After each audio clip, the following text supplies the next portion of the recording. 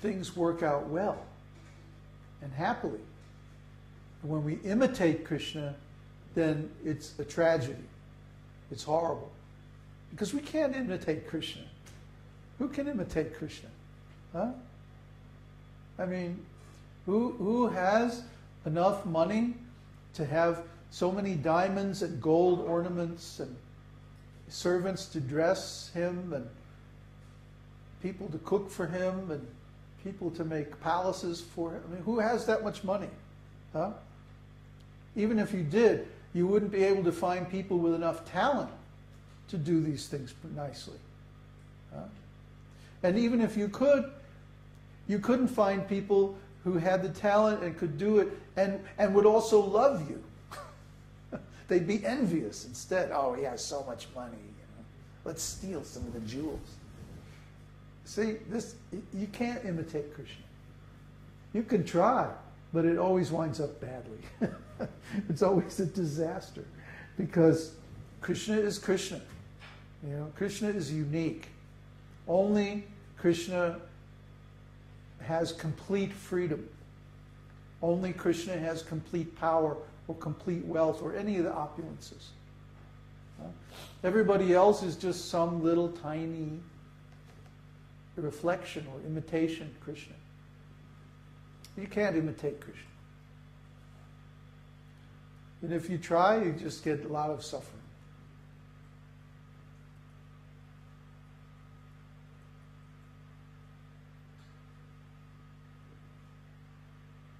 Another question? A very simple one.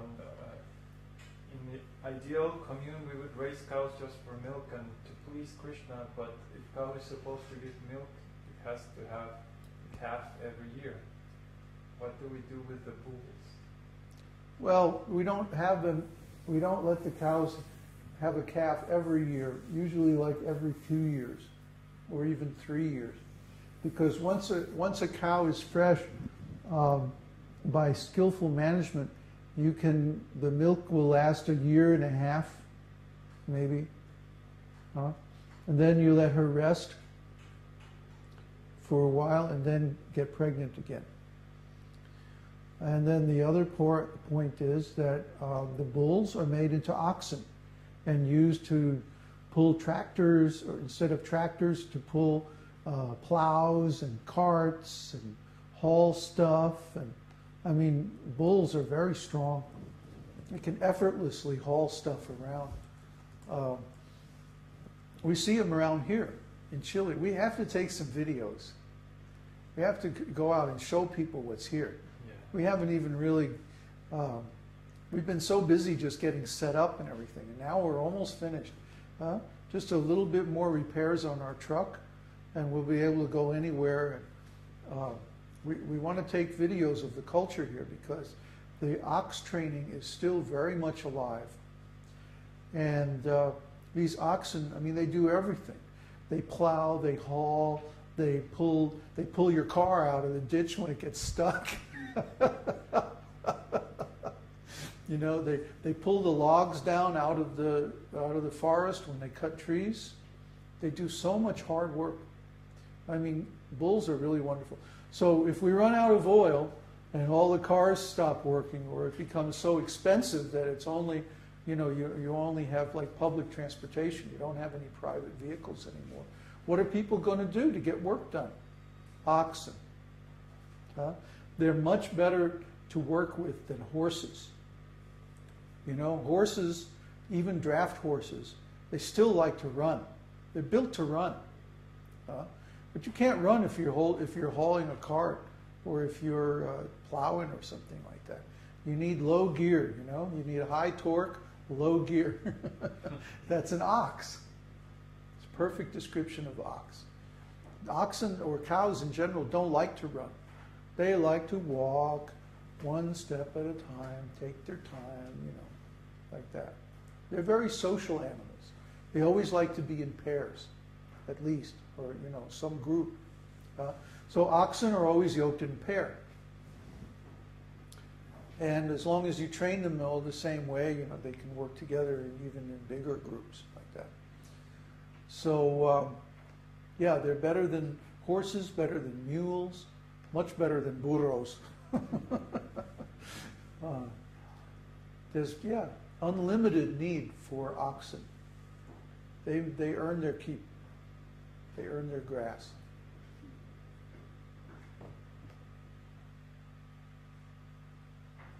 Since we were discussing Krishna's appearance, a question from Theo.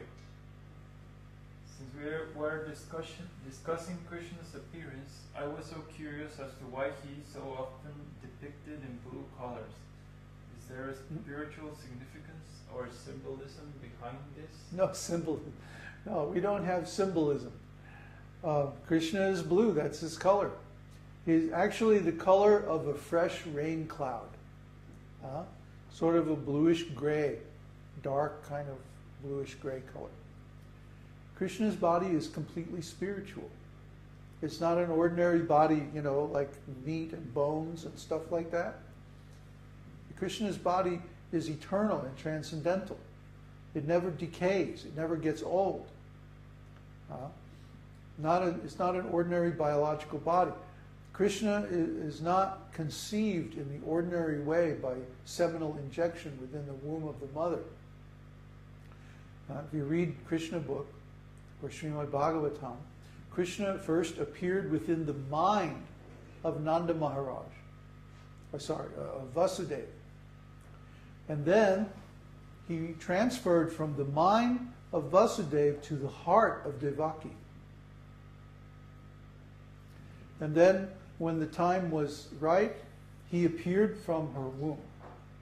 It doesn't say that he was born. It doesn't say that she went into labor. It doesn't say that they had sex. It says that he appeared in the mind of Vasudeva and then was transferred to the heart of Devaki. Then he appeared from her womb in the fullness of time. So try to understand. Krishna does not appear by the usual biological process of seminal injection. He appears by his own sweet will. He can appear and disappear anywhere in a moment. He can travel faster than the mind. He can go anywhere. And he can even appear in multiple forms and multiple locations and do different things in each place. Krishna is amazing. Krishna has unlimited potential, unlimited power. Just try to understand Krishna. You're so new.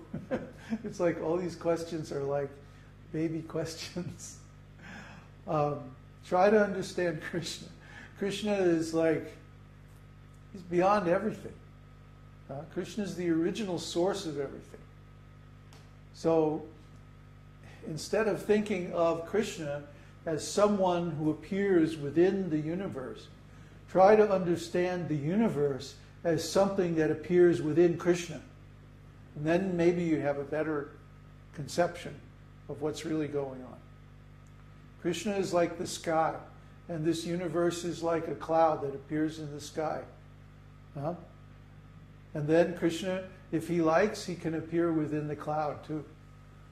See, he's within and without at the same time. He's greater than the greatest and smaller than the smallest at the same time. See? He's the Supreme Personality of Godhead, independent and full in everything, and at the same time, he's dependent on his devotee. He becomes dependent on his devotee, like Nanda Maharaj. Try to understand, Krishna is everything to everyone. Krishna is, and he's beyond that. There's whole areas of Krishna's personality that we jiva souls are absolutely incapable of understanding. Whole dimensions where we can't even go, where that are his alone. We can't understand, for example, his relationship with Radharani, his Shakti, his supreme Shakti. We can't understand his relationship with Lord Shiva, who is the expansion of the expansion of the expansion of his personal plenary portion, Balaram. He is the Lord and he's not the Lord at the same time. I mean, there's so many things about Krishna that are so inconceivable, so far out, so completely esoteric. If you try to understand him using ordinary logic or ordinary intelligence, you will fail every single time. Kanai is over there shaking his head. Yeah, at first, the best thing is to simply listen. Simply hear and try to absorb. Then once you have duplicated the information, then you try to start thinking through it on your own and seeing if you can come up with the similar conclusions. And what I always tell my students is